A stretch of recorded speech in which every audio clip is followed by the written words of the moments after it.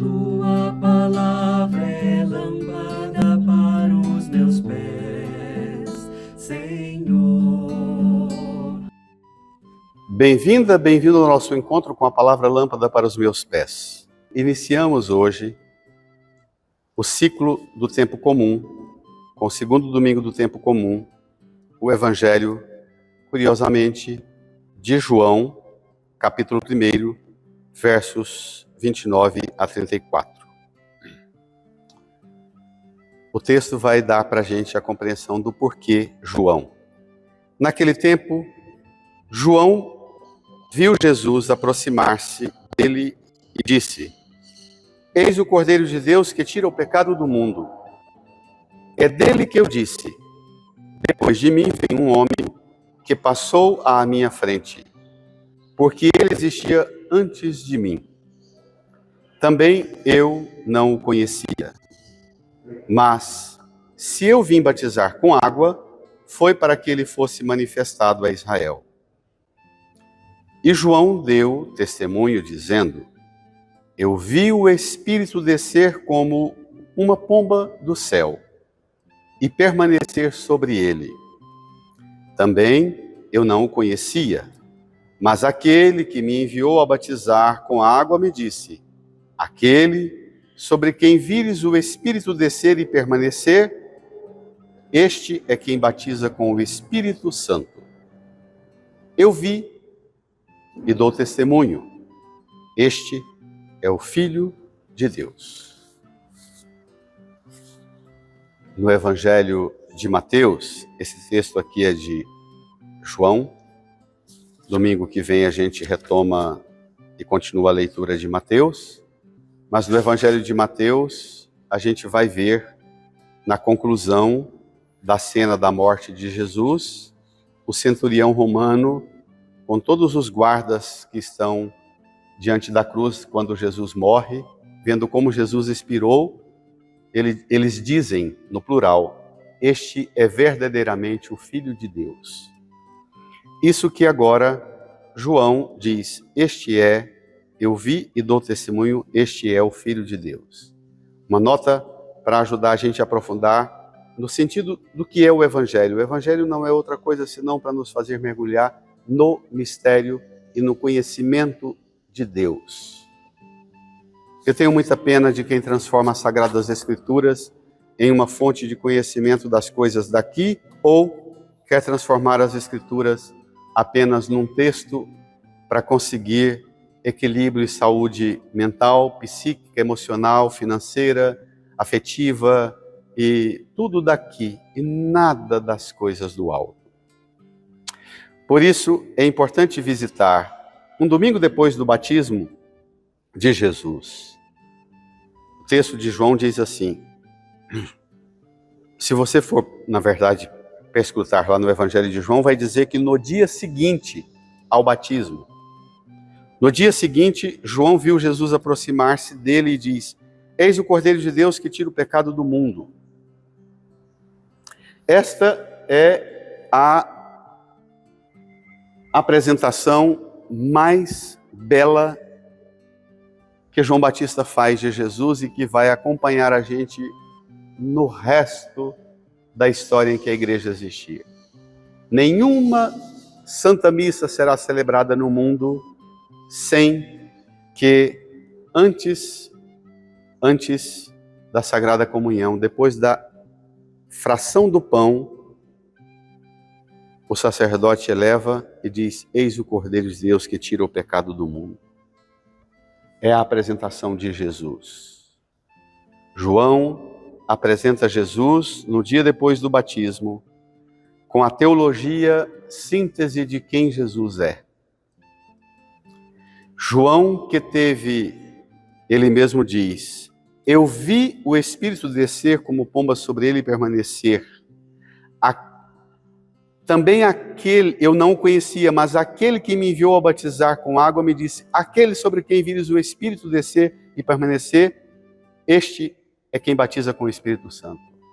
João, que teve a graça de batizar Jesus e ver a apresentação de Jesus da parte do Pai: Este é meu Filho amado no quem eu Nele eu pus o meu bem-querer.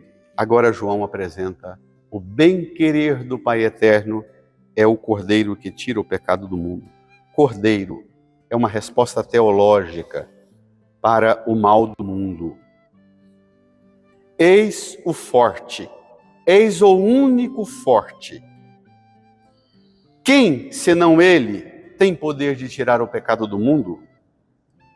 Quem, senão ele?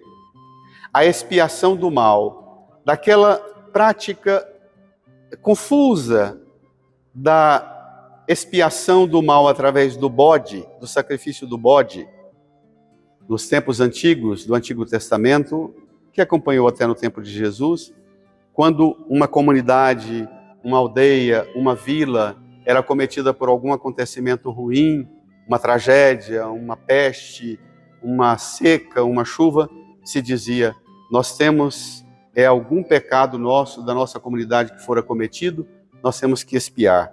Trazia o bode, colocava no meio da praça, num lugar público, e sob o comando de alguém, numa certa altura, as pessoas começavam, a pessoa dava um grito, um comando, dizendo, vamos expulsar o mal daqui do meio nosso. E começava a apedrejar e soltava a corda para o bode correr. E todo mundo ia correndo atrás do bode e dando pedrada, pedrada, pedrada, até que ele saísse da vila, da aldeia ou da cidade, e do lado de fora terminavam e só sossegavam quando sacrificavam aquele animal. Era o rito de expiação do mal através do bode. Jesus é apresentado como o cordeiro, diferente do bode que tem um temperamento rebelde, mais intempestivo. Jesus é apresentado como o cordeiro que tira o pecado do mundo. Dele é que eu disse, depois de mim vem um homem que passou à minha frente. Lá no tempo do Advento nós vimos João Batista dizer, ele é mais forte do que eu nem sou digno de carregar suas sandálias. Ele passa à minha frente, ele é o mais forte. Na verdade, ele é o único forte. Existia antes de mim. Eu também não o conhecia. Mas eu vim batizar com água. Mas se eu vim batizar com água, foi para que ele fosse manifestado. És tu ou devemos esperar um outro? Lembra dessa pergunta que João fez? E de contar a João o que estáis ouvindo e vendo. Os cegos recuperam a vista, os paralíticos andam. Lembram? Os leprosos são curados, os surdos ouvem, os mortos ressuscitam. É ele. E João deu testemunho dizendo, eu vi o Espírito descer como pomba do céu e permanecer sobre ele. Também eu não o conhecia. Saber de si, ter clareza sobre Deus para ter clareza sobre si, sobre meu limite. Também eu não o conhecia. É preciso dar conta de ter essa consciência. E só alcança essa consciência se a gente pedir do Senhor a graça que João Batista teve. Também eu não conhecia, mas aquele que me enviou a batizar com água me disse, aquele sobre quem vires o Espírito descer e permanecer, este é quem batiza com o Espírito Santo.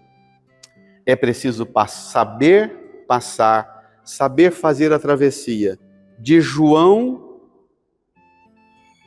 das águas de João, para o Espírito Santo que Jesus derrama sobre nós e que inaugura o tempo novo da nossa existência. Não mais bodes para serem currados e escorraçados a pedradas porque pecamos, mas de pedradas de condenados tomados de pecado, o que nós recebemos? Nós recebemos uma outra realidade. Recebemos o Espírito que cai sobre nós, não pedradas que nos condenam e vem nos alijar, mas o Espírito que é derramado sobre nós e que faz de nós filhas e filhos amados do Pai. Agora, para esse salto, irmã e irmão, nós precisamos de um caminho. E a grande crise do mundo, a gente olha para Jesus, eis o Cordeiro de Deus que tira o pecado do mundo. Eu vivo repetindo e acho que vale a pena dizê-lo novamente. Existem Há uns tempos atrás, um sacerdote idoso, amigo, querido, me disse: Antônio, tem 2 tipos de doido no mundo. Os doidos, aqueles malucos neuróticos dentro da igreja, para quem tudo é pecado. Tudo é pecado. Na missa, você vai à missa, tanta coisa que você pode fazer errado na missa, que você tem mais chance de pecar na missa do que levar a graça de Deus para casa. Porque tudo para eles é pecado. O jeito que você senta, que você levanta, o jeito que você veste, o jeito que você faz o sinal da cruz, o jeito que você diz amém, o jeito que você reza o Pai Nosso, o jeito que você recebe a comunhão. Tem um bando de neurótico doente, maluco, para quem tudo é pecado. Está assim de doentes. Mas dizia aquele santo sacerdote idoso: Antônio, cuidado, porque também tem os malucos na igreja para quem nada é pecado. Tudo é normal, tudo é natural, tudo é comum. O que está em crise, portanto, ele dizia, não é somente a noção de pecado, o que está em crise é a noção da graça.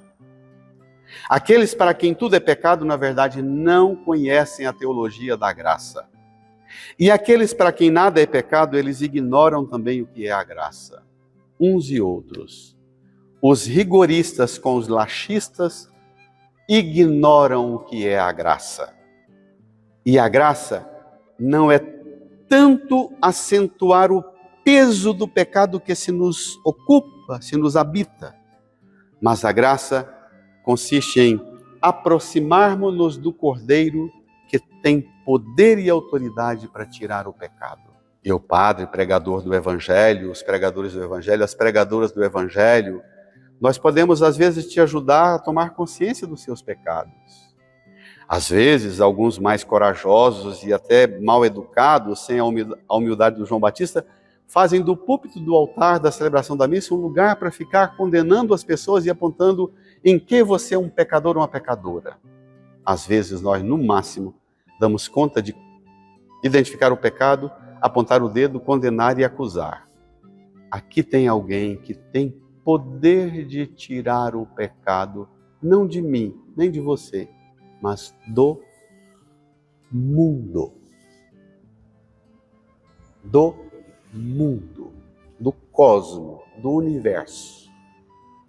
Essa contemplação da graça é infinitamente mais poderosa, mais alta, que a desolação da consciência do pecado e do mal. Amém. Contemplemos essa graça. Eis o Cordeiro de Deus que tira o pecado do mundo. Repitamos isso.